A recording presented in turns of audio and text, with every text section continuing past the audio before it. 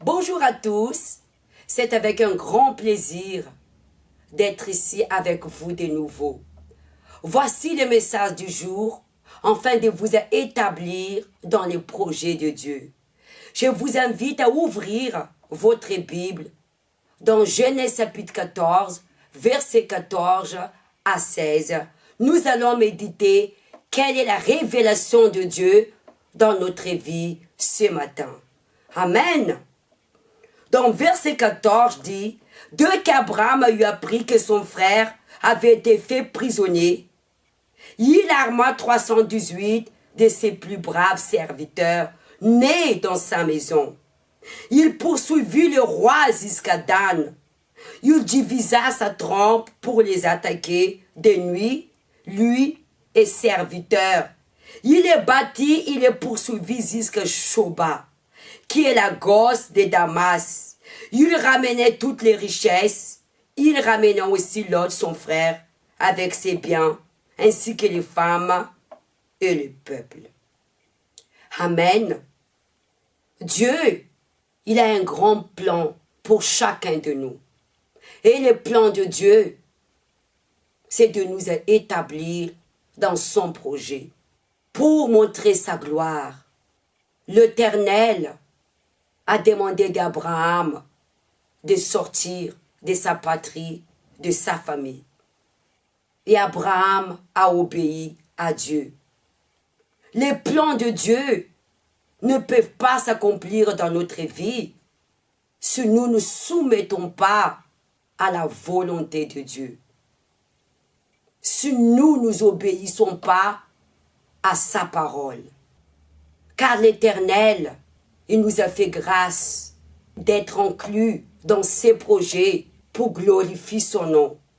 Et le projet de Dieu, c'est de sauver nous et notre famille. Dieu vous a appelé pour sauver votre famille, comme il a appelé Abraham. Amen. Abraham a su que son neveu Lot a été un prisonnier par le roi de Sodome et Gomorrhe. Abraham n'a même pas eu le temps de prier. Il a pris une décision et il est parti poursuivre les ennemis qui a pris prisonnier son neveu. Dans la vie, il y a des moments pour tout. Il y a des moments pour agir. Il y a des moments pour prier. Il y a des moments, il faut décider. Amen. Quel est le message que Dieu veut nous passer?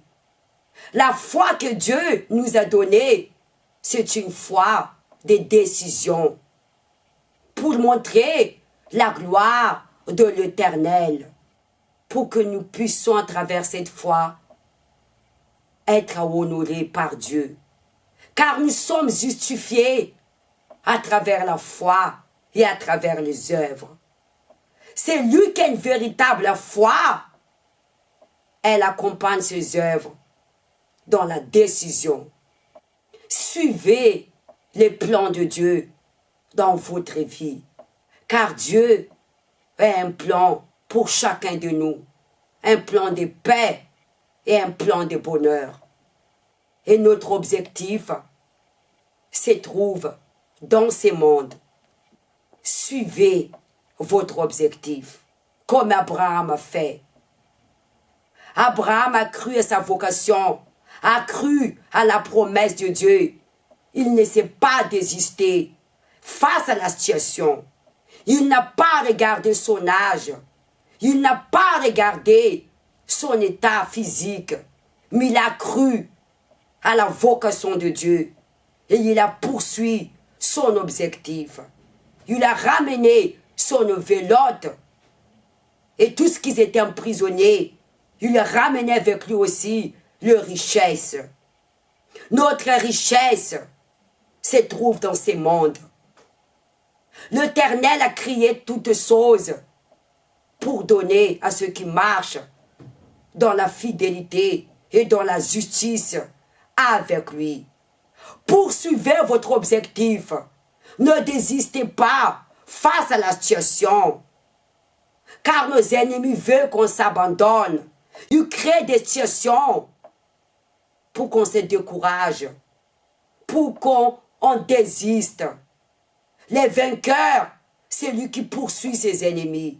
Les vainqueurs, c'est lui qui établit une alliance de fidélité avec Dieu. Car Abraham, il a établi une alliance de fidélité avec Dieu. C'est pour cela qu'il est revenu vainqueur face à ses ennemis, à travers sa confiance en Dieu et sa fidélité. Croyez dans le projet de Dieu et vaincre vos ennemis à travers l'alliance de la fidélité.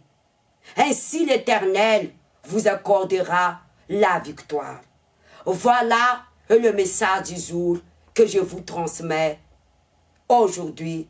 Que l'Éternel vous bénisse, qui vous garde, qui fasse luire sa face envers vous, qui vous accorde en vous la grâce du salut, vous et votre famille. Bonne journée.